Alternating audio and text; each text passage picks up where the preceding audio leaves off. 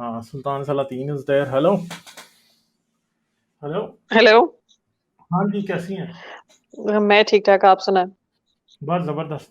आप सुनाएं। आज आज तो वुमेन पावर और भी नजर आई।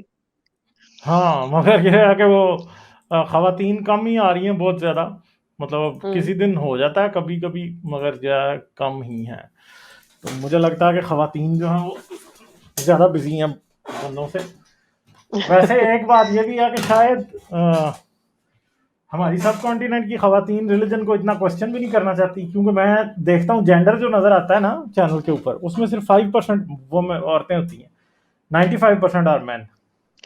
उसमें वजह ये है ना कि खवातीन को अभी तालीम, हम्म बाहर आप आदमी निकलते हैं बाहर, उनको हम्म एक्सपोजर होता है। खवातीन को हम्म घर के काम काज में मसरूफ रहना और हम्म वो करना, तो वो they don't have such a luxury कि वो हम्म जाके नई चीजों को एक्सप्लोर कर सकें। हाँ, कुछ लोग जो फुल टाइम पढ़ते हैं, जिनके पास ये हम्म लग्जरी है कि उनको घर के काम नहीं करने, या वो ऐसी क्लास से बिलोंग करते हैं जहाँ पे इन चीजों की हम्म पाबंदी नहीं है, तो वहां पे तो वो कर सकते हैं। वो वैसे ही इतने हम्म लिबरल होते हैं कि उनको इस चीज की परवाह नहीं होती, हम्म तो वो तो कभी आएंगे नहीं। तो ये हमारे जैसे ही होते हैं, मिडिल क्लास, जो जिनको कुछ चेंज करने का एक जज्बा होता है। हम्म अम, अभी मैं देख रही थी वो औरत मार्च के ऊपर, वो जो पेशावर की सेशन, तो वो अदालत ने जो हाँ फैसला किया, हाँ। हम्म तो अब ये इसका क्या होगा मुझे समझ में नहीं आ रहा कि अगर अदालत ने ये फैसला तो कर दिया है, अभी तो एफआईआर दर्ज करने का हुक्म दिया है। अगर एफआईआर दर्ज हो जाती है तो ये तो तो बहुत उसके बड़ा क्या इशू बन रिperकशन हो जाएंगे। बहुत बड़ा इशू बन जाएगा। अब प्रॉब्लम ये है कि अगर आपने इस तरह से केस फाइल कर दिया, केस आपने एक्सेप्ट कर लिया और आपने जो उसके ऑर्गेनाइजर्स थे उनको लाइन हाजिर कर लिया, तो फिर ये बात कहाँ रुकेगी फिर जाके? ये बहुत वैसे डेंजरस बात है। मतलब इनका तो और क्या मतलब, खबर ये सेशन जज है को कि लाहौर के मार्च के ऊपर पेशावर की अदालत क्यों कर रही है एक्सेप्ट? लाहौर हाई कोर्ट ने क्यों नहीं किया एक्सेप्ट? लाहौर हाई कोर्ट ने तो नहीं किया एक्सेप्ट। यहाँ इस्लामाबाद हाई कोर्ट ने की। पेशावर वाले को क्या तकलीफ है? क्योंकि पेशावर ज्यादा कंजर्वेटिव है, वहां पे हो सकता है। ये बात है। मगर मगर एक मुझे बात पाकिस्तान का, एक तो मुझे निजाम ही समझ में नहीं आता। किसी भी मुल्क में एफआईआर आपका बेसिक राइट होता है। हम्म एफआईआर होती है फर्स्ट इंफॉर्मेशन रिपोर्ट। आप किसी भी थाने में जाएं, आप अपनी कंप्लेंट लिखवाते हैं कि ये मेरा मसला है, और ये मैं इस पे इन्वेस्टिगेशन चाहते हूँ, या मुझे हेल्प चाहिए पुलिस की या कोई भी। पाकिस्तान में पुलिस की सवाबदीद पे होता है कि वो एफआईआर दर्ज करेंगे क्या? कि नहीं करेंगे, और कैसी करेंगे? और कैसी करेंगे, और उसका फैसला भी उन्होंने ही करना है। इन्वेस्टिगेशन को तो छोड़ दें, उनको पहले ही शक हो जाते हैं। हम्म तो ये तो मेरी समझ से बाहर है, क्या क्या होता है। अब अगर इन्होंने ये पेशावर सेशन जज की जुरिस्डिक्शन लाहौर में तो नहीं होगी, या वो दे हम्म भी, अगर किसी ने एफआईआर दर्ज करनी थी तो उसको मुझे समझ में नहीं आता अदालत के पास जाने की क्या जरूरत। हम्म एफआईआर दर्ज अगर वो उन्होंने कर दी है, ठीक है, उनका राइट है, कोई भी एफआईआर दर्ज करवा सकता है। एज आई सेड, वो एफआईआर हमारे यहाँ तो बहुत ही कॉम्प्लिकेटेड बना दिया। अगर किसी ने एफआईआर दर्ज कर दी है, पुलिस का काम है इन्वेस्टिगेशन करे। इन्वेस्टिगेशन हो गई, भाई we didn't find evidence in that. क्या वल्गैरिटी थी उन नारों में, भाई कौन से वल्गर नारे थे। इस दफा तो मुझे तो वो भी नहीं नजर आया कि मैं टांगे ऐसे रख के बैठूंगी, या जो वो हाँ भी नहीं थे इस हाँ। दफा तो। इस दफा तो बहुत टोन डाउन था। तो अभी ने किस चीज की तकलीफ हुई है। असल में ये जो है ना, ये जो जाके एफआईआर दर्ज करा देते हैं, वो भी उन पिछले साल के डॉक्टर पोस्टर्स जो हैं वो फिर रहे हैं इंटरनेट पे, और एफआईआर उसी पे जाके करवा दी होगी। जाहिर बात है, जहालत का तो ये मेयार है ना, ये इधर उठते हैं वैसे ही सोशल मीडिया पे देखा, ये समझते हैं व्हाट्सएप के थ्रू जो मैसेज आया वो तो कोई कुरान हदीस है, वो गलत हो ही नहीं सकता। ठीक है, यही समझते हैं। ये फेसबुक पे जो पोस्ट देखी है वो तो बीबीसी उर्दू से भी ज्यादा जो है ना वो क्रेडिबल है। ये जाहिल है सारे के सारे, और कोई बात नहीं है। ये जहालत का जो है ना जहालत का जमजम बहुत ही घटिया किस्म का बहर है पाकिस्तान में। तो ये हुआ, बस बस आप देखते जाएंगे क्या होता है। अभी कराची में लिटरेरी वो क्या होता है, केएलएफ करके के नाम से एक लिटरेरी हम्म, फंक्शन होता है कराची में, मेरे ख्याल इस दफा हाँ तीसरा चौथा कौन सा था। तो वो फंक्शन हुआ है, और on a lighter and positive note वो ऑनलाइन उन्होंने इस दफा थोड़ा बहुत करने का प्लान किया। हम्म और वो बड़ा अच्छा होता है उसमें, मेरे ख्याल जब थोड़े से हालात इतने कशीदा नहीं थे इंडिया के साथ, तो इंडियन भी अदबी शख्सियात उसमें हिस्सा ले चुकी हैं मेरे ख्याल। हम्म कराची में होता है, और लाहौर का मुझे नहीं पता लाहौर में होता है लिटरेरी फेस्टिवल या नहीं, मगर वहाँ पे शेरो शायरी की महफिलें होती हैं, वहाँ पे अच्छे किताबें होती हैं, उनके दिबाचे या मुख्तलिफ इक़्तिबासात पढ़े जाते हैं। अ, एक पढ़े लिखे तबके का वहाँ पे होता है, वहाँ पे आप किताबें खरीद सकते हैं, राइटर से मिल सकते हैं, एक पूरी गहमा गहमी होती थी। तो अब इस दफा उन्होंने एटलीस्ट उन्होंने कहा है कि कोविड के पेश नजर वो उसे हम्म पार्शली ऑनलाइन कर रहे हैं। और आपने आपकी नजर से पता नहीं वो खबर गुजरी कि नहीं गुजरी कि हसीना मोइन की डेथ हो गई। तो हाँ उसमें अच्छा, नहीं मेरे नजर उन से नहीं गुजरी। नहीं, उनकी फ्राइडे मॉर्निंग जुम्मे की सुबह का उनका था मेरे ख्याल, हाँ उनकी डेथ हुई, तो उस वजह से ये हाँ केएलएफ क्योंकि कल शुरू हुआ था, तो उन्होंने उनकी याद में भी 1 मिनट का वो की खामोशी इख्तियार की। हम्म हसीना मोइन के ड्रामे आई थिंक बहुत इंस्पायर्ड थे इंग्लिश नॉवल से। अगर हम्म आप मेरे ख्याल 18 सेंचुरी के जो अगर इंग्लिश नॉवल जो खवातीन ने लिखे, ब्रॉन्टे सिस्टर्स हो गई, और वो क्या थी, जेन एयर, वो जॉर्ज इलियट वगैरह, उन सब के नॉवेल्स उठाए तो उसमें औरतों को थोड़ा बहुत रोल सोसाइटी में दिया जा रहा थोड़ा सा था। हाईलाइट किया गया था, मेन हम्म कैरेक्टर्स फीमेल होना शुरू हुए थे। हम्म और अगरचे के वो राइटर्स जो थे अपने आप को मर्द जाहिर करके लिख रही थी, वो हम्म उनके पेन नेम वो मर्दाना थे, मगर फिर भी वो जो वो नॉवेल्स लिख रही थी उनमें मेन कैरेक्टर फीमेल आना शुरू हुए थे। यही हसीना मोइन का भी खासा था कि उनके जो ड्रामे थे उसमें थोड़ी बहुत पावर उन्होंने दिखाई, इंडिपेंडेंट औरतों को खवातीन दिखाए। दिखाए, कि जिसमें उनको थोड़ी बहुत आजादी होती थी। मगर अदरवाइज तो हमारे यहाँ अब जो ड्रामों का हाल चल रहा है, हाँ अभी और तो ऊपर अब वुमेन सेंटर्ड तो हैं, मगर वुमेन सेंटर्ड इस तरह के हैं कि औरत बिल्कुल जी वो मर्द की बांदी गुलाम बनी हुई है। ठीक है, वो हम सफर जैसे ड्रामे हैं जिसके अंदर हर चीज सहे जा रही है और बस वो बात है। औरत का ना वो ये उन ड्रामों में भी था।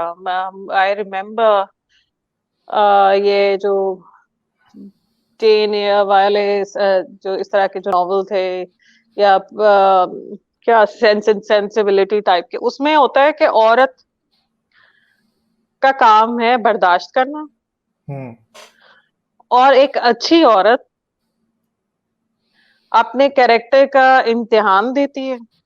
हम्म और आदमी आदमी उबाश होता है या लाव वाली होता है, या मतलब केयर फ्री होता है, और औरत जो है वो घर संभाल के रखती है, वफादार होती है, और एंड में वो जो उसकी वफा का सिला उसे ये मिलता हम्म है कि वो आदमी नेक हो जाता है और लौट के वो औरत के पास आता है। हाँ हाँ तो ये कॉन्सेप्ट हमारे ड्रामों से अभी तक निकल नहीं सका।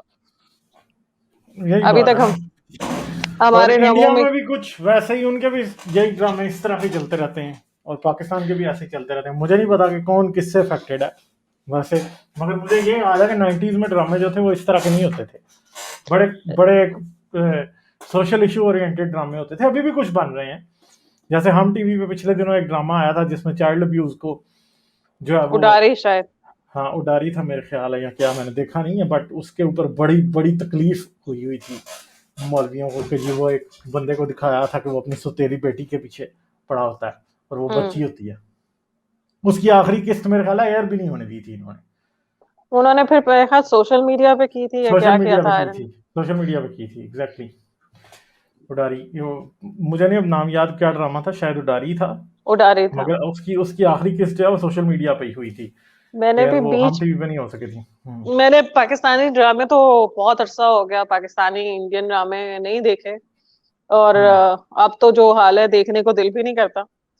हम्म जिस किस्म के हैं, मतलब हमारे पास एक्टर्स की, ये नहीं कि हमारे इंडो पार्क में एक्टर्स अच्छे नहीं हैं, अच्छे एक्टर्स हैं, हम्म हम्म बेशुमार हैं, मगर सब्जेक्ट्स नहीं है हमारे पास। इंडिया हम्म। एटलीस्ट नेटफ्लिक्स वगैरह पे थोड़ा बहुत अच्छा, बहुत काम कर रहा है, मगर वो नहीं है। मगर आपको लगता है कि हमारे लिटरेरी जो फेस्टिवल्स इस तरह के, जैसे KLF हो रहा है, उसमें आगे चल के इंडियन ऑथर्स और राइटर्स वगैरह आएंगे और पार्टिसिपेट करेंगे? ये देखें, ये सब कुछ गवर्नमेंट्स पे डिपेंड करता है। और मैं मुझे एक चीज लग रही है जो कि बड़ा एक अजीब सी सिचुएशन मुझे लग रही है। मुझे लगता है कि अब जो भी गवर्नमेंट, जो भी जाके पावर में बैठता है ना, सोशल मीडिया और इंटरनेट से बाहर बाद, ये प्रोपेगेंडा वॉर जो है ना, वो गवर्नमेंट्स ने भी अपना मेन एजेंडा बना लिया हुआ है। हम्म। और उस प्रोपेगेंडा वॉर और ये इसकी वजह से ना बड़ा डिफिकल्ट हो गया। गवर्नमेंट अपना नैरेटिव जो है ना वो बदल नहीं सकती। तो हम्म। इवन क्या, ये पीस की बातें भी जो शुरू हुई है ना, ये बड़ा मुश्किल होगा कि ये बदलने अपना हम्म। नैरेटिव। बड़ा मुश्किल होगा, बहुत प्रॉब्लम होना है इनको बदलने में नैरेटिव अपना। क्योंकि तो हमारे मुझे ये, इसमें ये भी होता है ना कि ड्रामास और ये जो मूवीज होती हैं, ये बच्चों को, हमारी यंग जनरेशन को इंस्पायर करती हैं। जो हम्म देखते हैं, मतलब ड्रामे ज्यादातर वो नौजवान लड़कियां देखती हैं, जिनको फिर वो हम्म आइडियलाइज करती हैं, ऐसे बनना है, ऐसे करना है। हम्म आपको मतलब आइडियाज वहां से हम्म आते हैं। और अगर मूवीज जो है वो नौजवान लड़कों को बहुत मुतासिर करती हैं, वो हीरो जैसा हम्म बनना चाहते हैं, वो वैसे कपड़े पहनना चाहते हैं, वो वैसे हम्म बाल रखना चाहते हैं।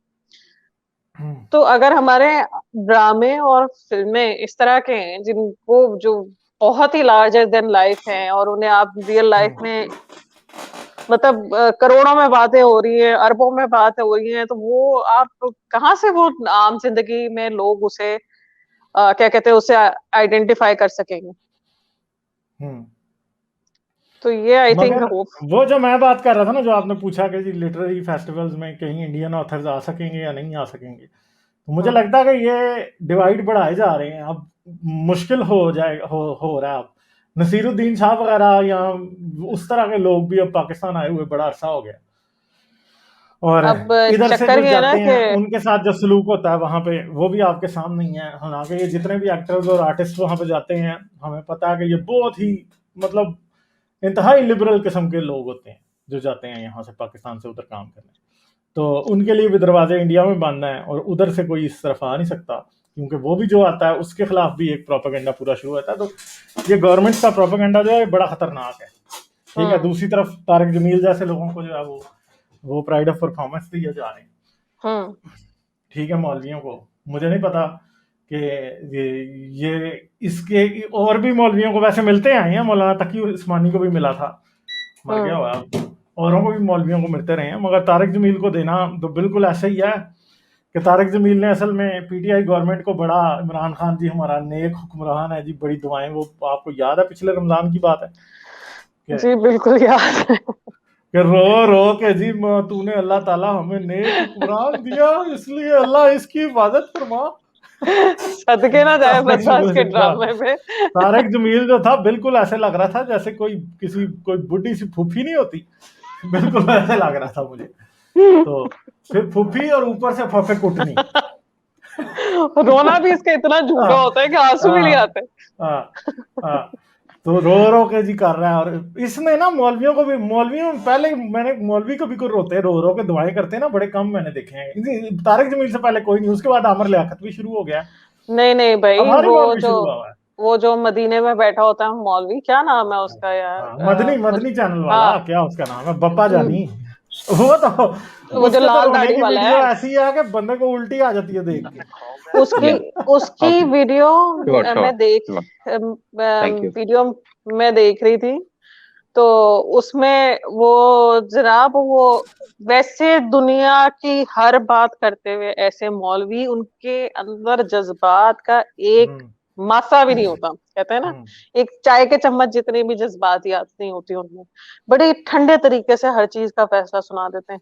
पर रसूल अल्लाह का जिक्र करते हुए ऐसे धाड़े मार मार के रोते हैं कि बंदे को हैरत होती है उसके लिए कैसे रो सकते हैं, जिसको आपने कभी जिंदगी में नहीं देखा, जिसको आप मिले नहीं, और जो सामने आपके लोग बैठे हैं उनके ऊपर इतने आराम से फतवे आप जारी कर देते हैं, इनको आपने आंखों से देखा है, जिनको आप महसूस कर सकें, और रसूल अल्लाह पे बैठ के वो भी ऐसे रो रहा होता है। यही तारिक जमील का हाल है, अल्लाह के अजाब को मतलब रोते, फिर तो आप इंतहाई सेल्फिश हैं। इसमें दो चीजें मैं कट करूंगा और ऐड करूंगा। एक तो ड्रामे की आप लोग बात कर रहे हैं ना, तो अभी मैं एक ड्रामा देख रहा था, खुदा और मोहब्बत। उसमें दिखाया जो हाई क्लास है, और उसमें दो एक मौलवी की गरीब लड़कियां आती हैं पार्टी में, और वो जानमाज मांगती हैं, और वो जानमाज नहीं मिल रही अमीर घराने में। तो इससे साफ पता चलता है कि सोसाइटी में ये सिखाया जाता है कि गरीब लोगों के लिए नमाज पढ़ो, और अमीर लोगों के लिए इस्लाम जरूरी नहीं है, लेकिन गरीब लोगों का एक सहारा है। तो उससे आप एक तो आपका माइंड बनता है कि वो गरीब लड़कियां बेचारी जानमाज ढूंढ रही हैं। इस पे कमेंट कीजिएगा आप सुल्तान और गालिब भाई। और मैंने प्राइवेट चैट में आपको एक न्यूज शेयर की है, उस पे मेरा एक सवाल है। वो CNN की न्यूज है कि एक बंदे ने 10 लोगों को अभी इस मंडे को मार दिया था स्टोर में घुस के। मतलब वो मेंटली सिक था। उस पे मेरा एक सवाल है, अगर आप वो न्यूज शेयर भी कर लें तो मैं I will ask you question. इसमें सुल्तान भी इनपुट कर सकती हैं, मैं पूछूं जब सवाल। Colorado grocery store shooting faces 10 counts of murder, police से। हाँ, अब देखें, ये बंदा सीरिया से इमिग्रेंट था। इस मंडे को बड़ा अफसोसनाक वाकया ये बंदा है, और ये बिल्कुल नेकिड हो गया था जब इसने अपने आप को अच्छा, ये अरेस्ट कर लिया इसको। और इसको जो जेल के कैदी है ना गोरे, वो उसको धमकी दे रहे हैं कि बेटा तुझे नहीं छोड़ेंगे, बेचारे का जेल में ये इसका होने वाला थी कहानी। इसको फिर मूव कर दिया है हिफाजत में। अब ये गन लीस ने स्टोर में घुसा और मासूम 10 लोगों को, जिनका कोई कसूर नहीं था, मार दिया। ठीक, इसको इस्लाम से रिलेट नहीं कर रही है, इसको बोल रहे हैं मेंटली सिक था, even though he came from Islamic country. But इसको, मेरा आपसे सवाल है यार, ये गन कंट्रोल पे बहुत डिबेट होती रही है। यूरोप के पर्सपेक्टिव में तो उन्होंने कंट्रोल किया, यूएसए में आपको पता है माफिया कितना बड़ा है गन कंट्रोल का। तो आप लोग क्या समझते हैं, गन कंट्रोल अगर फ्रीडम है तो किस हद तक होनी चाहिए, और उसमें क्या क्या होने चाहिए कि उसको रोक सके? क्योंकि USA has big problem about gun control. एक पागल के हाथ में गन आई, उसने, मैं भी उन 10 लोगों में मर सकता था, आप भी हो सकते थे। तो क्या इसमें आप कमेंट करेंगे इस न्यूज स्टोरी पर? जी सर, मेरे ख्याल में तो गन कंट्रोल जो है वो होना चाहिए, और मेरे ख्याल में हर किसी को गन रखने का राइट नहीं होना चाहिए। अमेरिका में मुझे नहीं पता कि आप जाके कब कोई भी गन खरीद सकते हैं। सर, ऑनलाइन क्या ऑर्डर कर लाइसेंस, सकते हैं, ऑनलाइन ऑनलाइन लाइसेंस परचेज का होती क्या है। है, लाइसेंस की क्या है? लाइसेंस होना चाहिए आपके पास, लेकिन आपको जरूरत नहीं है स्टोर में जाने की। आप मजेदार गने सर्च करें अमेजोन पे और ऑर्डर कर दें। अच्छा, यानी ये है ही नहीं है आपके पास लाइसेंस, एक जनरल लाइसेंस होगा कि आप गन्स रख सकते हैं जी, और जितनी गन का मर्जी आप। लाइसेंस होता है, आप करें, आपको जरूरत नहीं है स्टोर में जाके अपना बैकग्राउंड चेक भी कोई इतना खास नहीं है, हर स्टेट के अलग कानून है, लेकिन कोई इतनी रिस्ट्रिक्शन नहीं है as compare to other European countries. तो ये जो ये तो है ना इनका बात। NRA है ना, नेशनल राइफल एसोसिएशन, ये असल में पैसे लगाता है और ये इलेक्ट करवाता है सदर को, तो इनकी लॉबी बड़ी स्ट्रांग है। मैं आई रिमेम्बर वॉचिंग वो माइकल मूर की वो जो डॉक्यूमेंट्री थी, एक तो वो फ़ारेनहाइट 9/11 थी, एक थी बोलिंग फ्रॉम कोलंबाइन, वो NRA पे ही बेसिकली बेस्ड थी, और उन्होंने दिखाया था कि कैसे अमेरिका एंड कनाडा जस्ट मतलब साथ साथ हैं, और गन कल्चर की वजह से कितनी इनसिक्योरिटी अमेरिका में है और कितनी इनसिक्योरिटी कनाडा में है। और कनाडा में लोग घर खुले छोड़ देते हैं, चोरियां नहीं होती, कोई चोरी भी करेगा तो सिगरेट के लिए पैसे चोरी कर लिए, खाने की कोई चीज, मतलब लड़कों ने शरारत में इस तरह से कर ली। बट अमेरिका में आप दरवाजों पे लॉक्स देख लें तो 4 मुख्तलिफ किस्म के तो लॉक्स उन्होंने लगाए होते हैं। आर्म लॉक है, फिर वो चेन है, और मतलब इट शोज, और वो उन्होंने कहा कि पूरा एक कल्चर है जिसमें इनसिक्योरिटी पैदा की जाती है, कि आपके अंदर फियर डेवलप होता है, आपके अंदर insecurity, you are not good enough, you are not, आपका घर सिक्योर नहीं है, आपको उसके लिए ये करना होगा, तो वो सारा सिस्टमेटिकली चलता है। एंड उसमें दिखाया गया था कि कैसे इंसिडेंट्स होते हैं कि बच्चे, किंडरगार्टन के बच्चे, मतलब हाँ, किंडरगार्टन गन लेके आ के, जाते हैं, खड़का देते हैं। हाँ, और वो स्कूल गन लेके, तो वो किसी बच्चे को गोली मार दी। मामू की गन थी, इसकी गन थी। गन लाइसेंस एक तो बहुत इजीली मिलता है, फिर गन आप खरीद बहुत आसानी से लेते हैं, फिर उसके अलावा ये भी है कि वहां पे इस तरह की कोई मतलब by law I don't think कि पुलिस के पास ये अख्तियार है कि वो इस तरह से आप चाइल्ड प्रूफ और ये करके, आपकी अपनी स्वादनीत पे होता है कि आपने अपने असले को किस तरह अपने घर में स्टोर किया। मगर कुछ ममालिक में अगर आपने असलहा लिया है तो आपको उसको प्रोटेक्ट करना, कहीं महफूज जगह पे रखना आपकी जिम्मेदारी होती है। अगर आपका बच्चा या कोई पकड़ा गया उसके साथ, तो सजा आपको मिलेगी। कि आपका असला इतने खुले में क्यों था कि वो आपके बच्चे के एक्सेस में आ गया, उसके हाथ में आ गया। अमेरिका में है ही नहीं। आप गन आप साथ लेके घूम लें, या वो आपने मतलब घर में रखी हुई है, वहां पे है ही नहीं कि इस तरह के सिक्योरिटी के प्रॉपर मेजर्स के अगर आपके घर में असला है तो आप उसको प्रॉपरली स्टोर करें।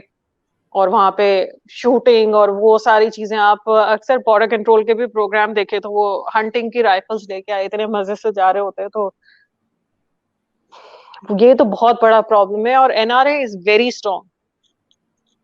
स्ट्रॉन्ग इन अमेरिका, और वो अपनी लॉबिंग ऐसे करते हैं कि वो होने भी नहीं देंगे इसको। हाँ, ये गन लॉज का तो ये इशू है कि इवन कि अगर आपने अमेरिका में गन लॉज किसी तरीके इंट्रोड्यूस करा दिए तो सिविल वार हो जाएगी। और जितना भी उनका वाइट सुप्रीमेसिस्ट है वो तो गन्स रख के बैठा है, क्योंकि वो तो अमेरिका में भी सिविल वार का इंतजार कर रहे हैं कि भाई आखिर पे बात यहाँ आएगी कि हम फिर इनसे लड़के और इनसे हम जीतेंगे दूसरों से। तो ये चीज हो रही है वहां पे, मगर मसला ये है कि फिर इन द एंड ये जो चीजें हैं, मगर मैं समझता हूँ इन द लॉन्ग रन ये किसी ना किसी टाइम पे बंद होना ही पड़ेगा। आज मुझे नहीं ये तो सब आज से 40-50 साल बाद जब जब जब इंसान जो है वो इतना ऑब्सोलीट हो जाएगा कि उसे पुलिस वाला जो है, पुलिस के अंदर भी रोबोट्स नजर आ रहे होंगे, तो फिर किसी के पास भी गन की कोई जरूरत नहीं जाएगी।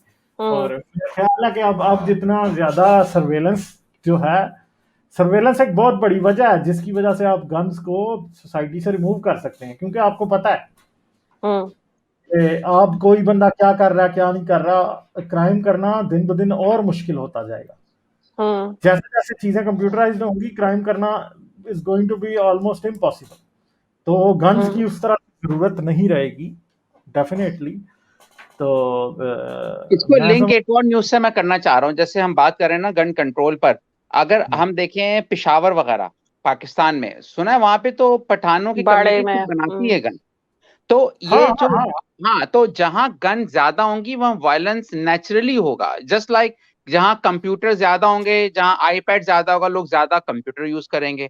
इसको हम एनालॉजी लें तो जो चीज ज्यादा होगी उसका इस्तेमाल हो सकता है, और वो अब देखना होता है कि वो इस्तेमाल के कंट्रोल्स क्या हैं। तो मेरे तो ख्याल मैं में ना आपको अगर, बताता हूँ, हाँ, पाकिस्तान में भी तो यही हाल है। मैं अपने एक पठान दोस्त के घर गया तो बैठे गप्पे शप्पे लगी, तो क्या हुआ, मुझे गन्स दिखाने के लिए ले आया। ठीक है, अच्छा, मजे की बात क्या सबसे कह रहे, बड़े मतलब कबूतर, हंसी कबूतर हंसी दिखाने की, ले आया? Guns guns. Gun gun, guns. Oh and पे सॉरी। क्या किया, एंड पे क्या हुआ, कोई 1 दर्जन के करीब ग्रेनेड वो तेरी। के पटे में हैं। मुझे देख के उसके ऊपर इतनी हंसी आई और मुझे गुस्सा भी आया। देखो, 1 दर्जन ग्रेनेड ये घर में बैठ के रख के बैठे हुए हैं, इनमें से कोई एक चल जाए तो ये तो पूरी फैमिली फारग हो जाए हैं। और वो बच्चे भी एक, होंगे यकीनन। हाँ हाँ, कितने, मेरे ख्याल है कि आज से कोई 15 साल पहले की बात होगी। ठीक है, इतनी पुरानी बात है। मेरे कुछ मुझे पठान दोस्त थे, मेरे पाकिस्तान में पठान दोस्त थे, और वो उनकी खानदानी दुश्मनी ऐसी होती थी कि उनके लिए बिल्कुल नॉर्मल था कि किसी को कत्ल हाँ कर देना, बिल्कुल नॉर्मल था कि वो ट्रंक में लाश भी लेके जा रहे हैं। इस तरह से वो मुझे बताया करते थे कि अच्छा, मेरा भी एक गोरा दोस्त था यहाँ यूएसए में, मुझे बेसमेंट में ले गया जैसे आपको ले गया ना, और वो, अरे भाई एक से एक गन उसकी फुल टाइम, और कह रहा मुझे शौक है गन रखने का, तुझे किताबें रखने का शौक नहीं हुआ। और मैं भी बड़ी मजे मजे की पिक्चर खिंचवा खिंचवा रहा हूँ किसी गन के साथ, बाद में मैंने सोचा पे छोड़ो यार। हाँ, चलें ठीक है फिर सुल्तान ठीक सलाउद्दीन है, और कोई बात है, मैं आगे चलता हूँ नहीं फिर नहीं मैं थोड़ा इजाजत चलें चाहूंगी। चलें, ठीक है, ओके ओके।